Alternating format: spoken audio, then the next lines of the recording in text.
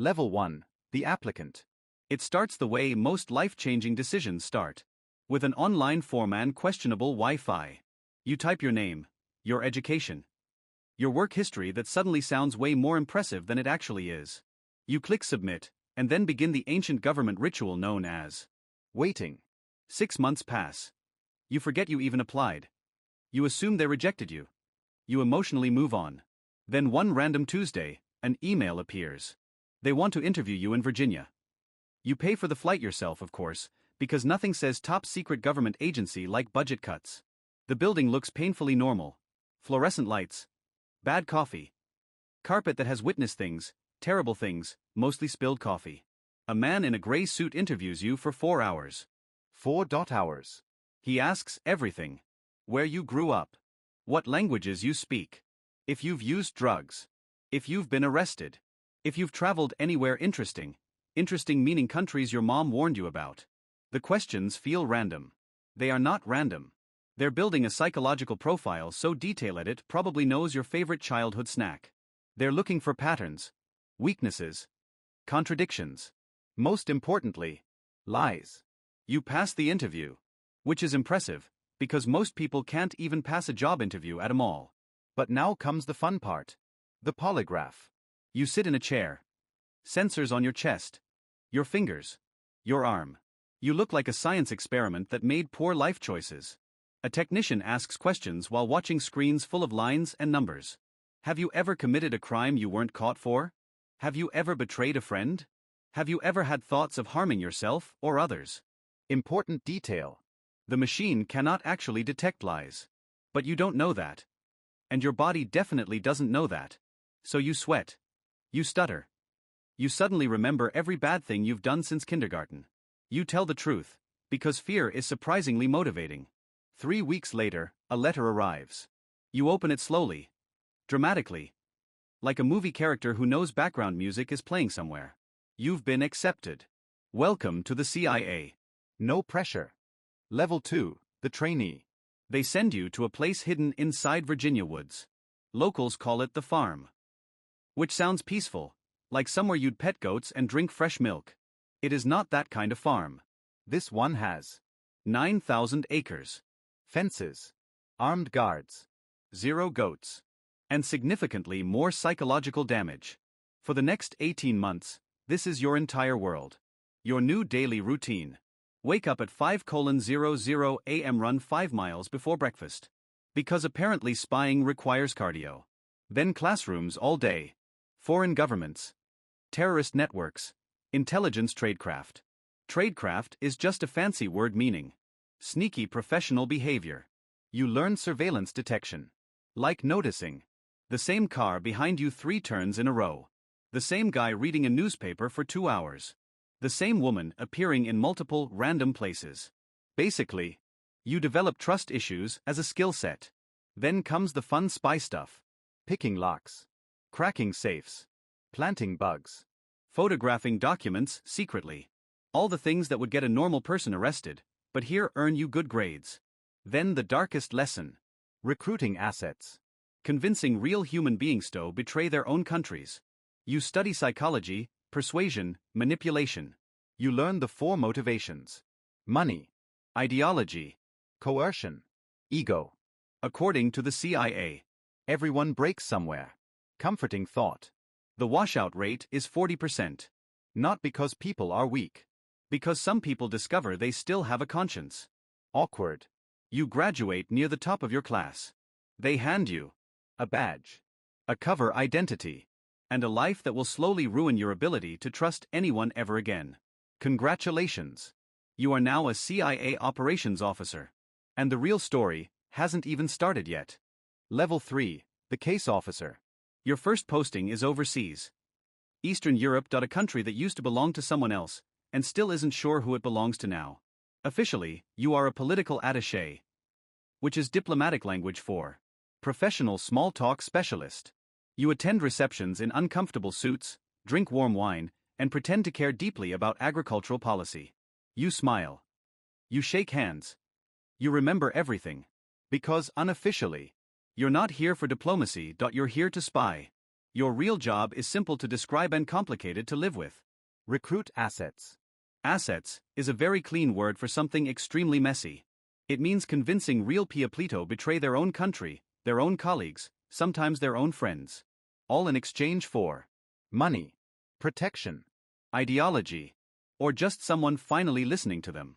Human weakness becomes your daily workspace. You start identifying targets. A government official with gambling debts, a military officer angry about a missed promotion, a scientist who thinks their country is going the wrong direction, a secretary who sees everything and is seen by no one. Everyone has a pressure point. Your job is to find it, and press gently enough that they call it friendship. Your first recruitment takes 8 months. 8 months of Casual meetings, accidental conversations, carefully unplanned encounters. You learn his favorite drink, his complaints about work, his quiet panic about money. You become someone he trusts. Which is the momenti officially gone too far to turn back. He's drowning in gambling debt. You help him. Because you're a good friend. You loan him money. Then more. Then more. Until one day, the math changes. And friendship becomes leverage. You don't ask for secrets immediately. That would be rude. You ask for something small. Unimportant. Harmless. Just a document. Nothing serious. Only to help repay the loan. He hesitates. Because this is the exact moment his old life ends. And your real job begins. He says yes. Not proudly. Not bravely. Just quietly.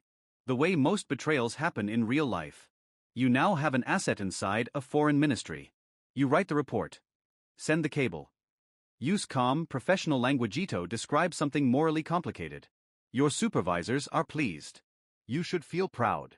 Instead, you feel nothing clear. Because success here doesn't feel like success in movies. There's no music, no applause, no heroic slow motion.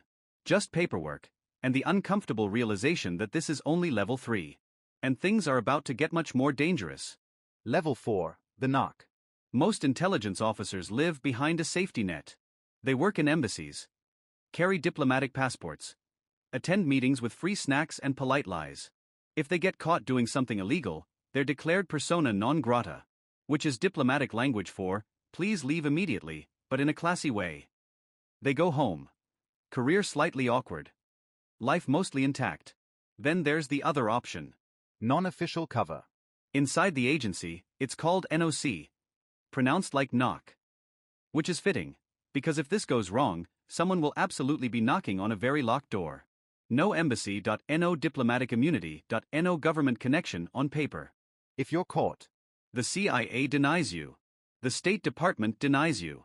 Even the president denies you. You don't get a rescue mission. You get local prison, or worse, depending on the country and their mood that week. Naturally, you say yes. Because at this point, your definition of reasonable career choice has drifted significantly. They build you a legend. Not heroic legend, fake identity legend. A complete life story. New job. New history. New explanation for why you travel too much. New LinkedIn profile that somehow looks more successful than your real one. You are now a businessman, a consultant, a professional PowerPoint survivor. The company is real. The office is real. The coworkers are real. None of them know you are not. You live the cover 24 hours a day. Neighbors believe it. Friends believe it. Family believes it. After a while, you start believing it. Which is both useful and deeply concerning. You travel to places where embassies can't operate. Meet people diplomats can't meet. Ask questions no official American could ever ask out loud. All communication with headquarters becomes invisible. Dead drops. Encrypted messages. Silence stretched across months. You haven't seen your handlers in person for 2 years. Because in this job, loneliness isn't a side effect. It's part of the design. And just when you finally adapt, when living a lie starts to feel normal, something goes wrong. Not catastrophic. Not dramatic. Just small signs. The same car too often. The same face in the wrong place. Questions that sound slightly too casual. Local intelligence is getting curious. And curiosity is how covers die. You spot the surveillance. Abort the meeting. Walk away clean. Technically, you're safe. Operational word, not burned. Human translation, way too close. You can never return to that region again. Years of work, gone quietly. Like it never existed. Which, officially, it didn't. They offer you a new path. Different mission. Different world. Less pretending. More explosions. And this is where the story stops being about spies and starts becoming about war. Level 5, the paramilitary officer. They pull you out of knock work quietly. No dramatic speech, and oh thank you for your service. Just a conversation that starts with, "We think it's time for a transition." Which in CIA language means, "That almost went very, very bad." You're not burned. But you're close enough to the flame that they don't want to test it twice. So they offer you something new. The Special Activities Division. Now called the Special Activities Center. Inside it, the Special Operations Group. SOG. These are not diplomats who carry guns. These are soldiers who don't officially exist. They go where the military isn't. They do things the military didn't. They operate in countries where the US is not present. Lots of quotation marks in this job. Training starts again. And this time, it hurts. 6 months of small unit tactics, close quarters combat, advanced weapons training, explosives and demolitions, high altitude parachuting, combat diving, survival, evasion, resistance, escape. Basically, every action movie montage, except no music and significantly more bruises. Your instructors? Former Delta Force. Former SEAL Team 6. Men who look at you like you're an inconvenience until you prove otherwise. They don't care that you can recruit assets. They care whether you can clear a room without getting your team killed. Your first deployment is Afghanistan. Mountains. Dust. Endless war. You live in a mud compound for 3 months. You grow a beard. Wear local clothes. Eat food that either builds immunity or permanently changes your digestive system. You work with Afghan militia fighters. Some are loyal. Some are practical. Some are loyal until someone else pays more.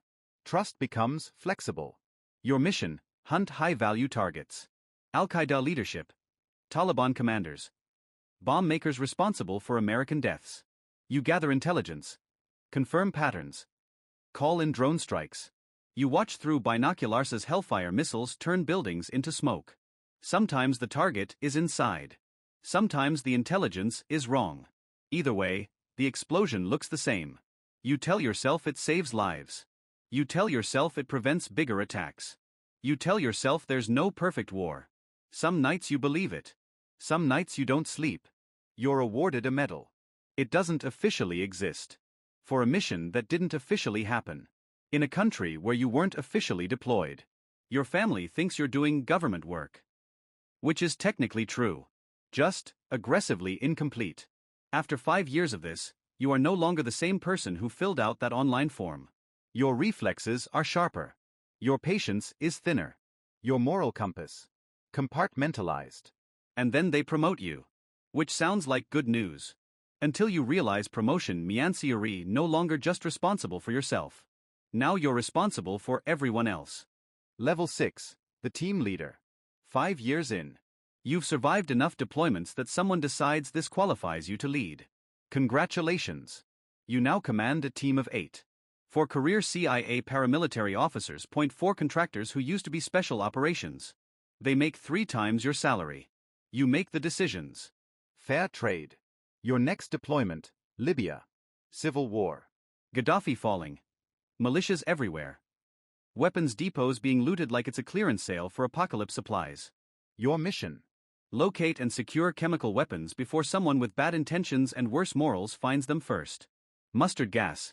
Sarin. Things that turn headlines into nightmares. You operate at night. Because daylight is for people who feel safe. Safe houses change every 48 hours. You sleep in 2-hour segments. You trust no one completely. You bribe militia commanders. You interrogate prisoners captured by friendly forces. Friendly is a flexible word in civil war. Every informant might be lying. Every lead might be a trap. Every deal might have a second deal you don't know about. This is not chess. This is speed chess with explosives. After weeks of chasing rumors, you find something real. 3 hidden caches. 15 tons of mustard gas. Official reports said they didn't exist. They exist. And now they're your problem. There's no safe way to transport them. So you destroy them in place. You rig explosives. You double-check. You triple-check. You step back. The blast turns toxic history into fire and smoke. No headlines.no press conference.no public acknowledgement. Just another invisible success. On your last night in country. It goes wrong. Convoy moving. Tight streets. Sudden gunfire. Ambush. The kind that feels slow in memory and fast in real life. One of your men is hit. Then another. You return fire. Call for extraction. Bullets snap past your head close enough that you don't need imagination. One of your operators doesn't make it. 2 are wounded. You carry 1/2 mile to the extraction point. Gear heavy. Adrenaline louder than thought. The helicopter arrives. You leave. Mission status in the report. Successful. You write letters to families. You don't lie. But you don't tell the truth either. You use words like courage, duty, service. You don't describe the smell of smoke. Or the sound of someone calling your name. Those stay with you. Leadership teaches you something no training ever did. You can live with risk. You can live with danger. But living with responsibility for someone else's death? That's different. You're promoted again. Because in this world, experience plus survival equals advancement. Your body is starting to break down. Your mind is holding together with something that feels suspiciously like stubbornness. And now, they don't want you kicking doors anymore. They want you making decisions. Bigger ones. Level 7, the station chief. 15 years in. Your body keeps a quiet record of everything. A shoulder that never healed right. Knees that predict the weather better than any forecast. Ringing in your ears that never fully stops. You're 42, and you feel about 60. Doctors say the field work is over. Too many concussions. Too much damage. Too many miles lived at full speed. So they offer you something safer. A desk job. Except in this world, a desk job can still change history.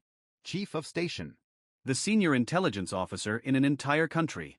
No more kicking doors. Now you move pieces on a board where the consequences are international. Every operation flows through you. Case officers running assets. Technical teams running surveillance. Security teams protecting secrets. 40 officers under your authority.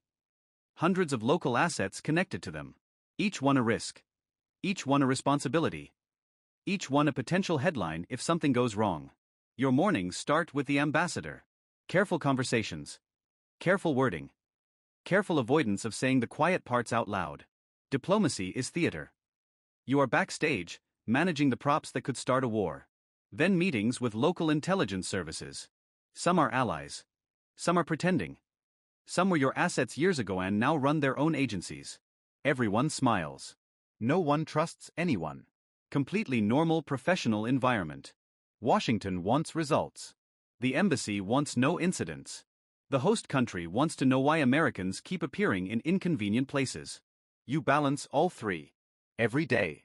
On 4 hours of sleep. You approve operations that could quietly succeed. Or loudly explode into international crisis. You cancel operations that might save lives but carry too much political risk. No decision feels clean. Only less dangerous than the alternative. Victories stay classified. Failures leak to newspapers. Strange system. You get used to it. Your personal life fades quietly. Your marriage ends during a Middle East tour. No dramatic fight. Just distance, stretched too far. Your kids grow up while you're somewhere classified. They know your cover story. They know the polite version of you. They don't really know you. And you're not sure you remember who that was either. You keep working. Because stopping would mean thinking. And thinking would mean feeling. And feeling is inefficient. Eventually, headquarters calls. They need someone experienced. Someone trusted. Someone who already crossed enough lines that one more won't stop them. A facility. Off the books. Off the map. Off the record. The kind of place that officially does not exist. Level 8, the black site. They don't give you many details on the phone. Just a sentence. We need someone to run a facility. In this line of work, the less detail you get, the more serious it is. The location is never written down. A country that will deny it exists. A government that agreed not to ask questions. Security on the outside that officially belongs to someone else. From the air, it looks ordinary. A warehouse.an abandoned base. Something forgettable. That's the point. Inside, nothing is ordinary. Cells, interrogation rooms. Medical units designed not to heal, but to keep prisoners alive. Because dead men don't give information. The prisoners are called high-value detainees. Leaders, bomb makers, couriers, financiers. People captured in raids across countries that never appear in press releases. They were never formally arrested. Never saw a judge. Never spoke to a lawyer. Officially, they were never here. Unofficially, they are now your responsibility. Your mission sounds simple. Get information. Stop the next attack. Two goals that feel very clear when explained in Washington conference rooms. Much less clear when you're standing in front of a locked door. The techniques have polite names. Enhanced interrogation. A phrase carefully designato sound like paperwork instead of reality. Sleep deprivation. Stress positions. Extreme temperatures. Waterboarding. Some were once declared legal. Some were justified later. Some are still argued about by people who will never see this place. You tell yourself the same things everyone here tells themselves. It saves lives. The threat is real. The cost of doing nothing is worse. Some nights, you believe every word. Other nights, you stare at the ceiling and count the hours until morning. Running this place changes you differently than war ever did. Combat is loud. Fast. Chaotic. This is quiet. Slow.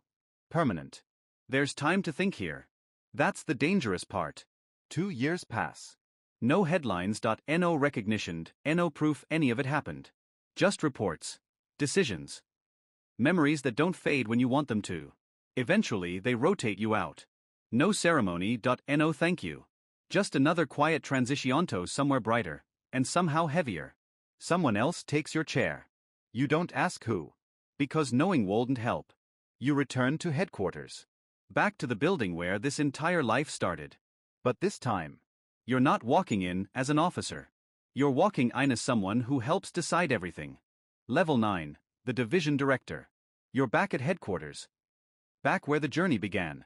Only now, when you walk the halls of CIA in Langley, people step aside slightly. Not out of fear. Out of awareness. Because you're no longer running missions. You're deciding which missions exist at all. You pass the memorial wall. Stars carved into stone. No names. Just quiet reminders. Some of those stars belong to people you knew. Some died on operations you approved. Some died on operations you designed. You don't stop walking. No one ever really does. Your new role. Division Director. An entire region. An entire mission set. Hundreds of officers. Thousands of assets. Billions in black budget funding that officially doesn't exist. Paperwork, yes. But the kind of paperwork that can start wars, or prevent them. You brief the president. Not in movies. In real rooms. With real consequences.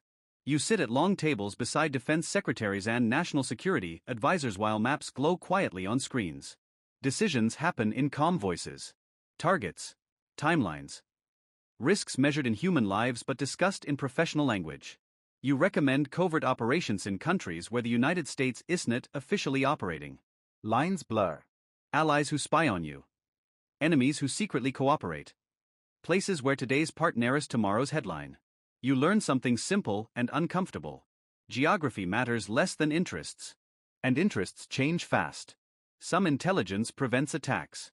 You'll never hear about those on the news. Some intelligence leads to actions that create new enemies. You'll never hear the full story of those either. Either way, the machine keeps running. Quietly. Relentlessly. Without pause. And now you are one of the people keeping it running. You testify before Congress. Open sessions for the cameras. Closed sessions for the truth. Questions are careful. Answers are carefully incomplete. Everyone in the room understands the arrangement. They don't want every detail. They want plausible deniability. You provide it. Professionally. Power feels different than you expected. Not thrilling. Not dramatic. Just heavy. Because every signature is a gamble. Every approval echoes somewhere far away. Every success is invisible. Every failure becomes public. Years pass in quiet authority. No explosions nearby. No gunfire in the distance. Just decisions, and the slow realization that distance from the battlefield doesn't mean distance from consequence. Eventually, there's only one step left. Not promotion. Not power. Something quieter than both. Retirement. Level 10, the ghost. 30 years pass faster than they should.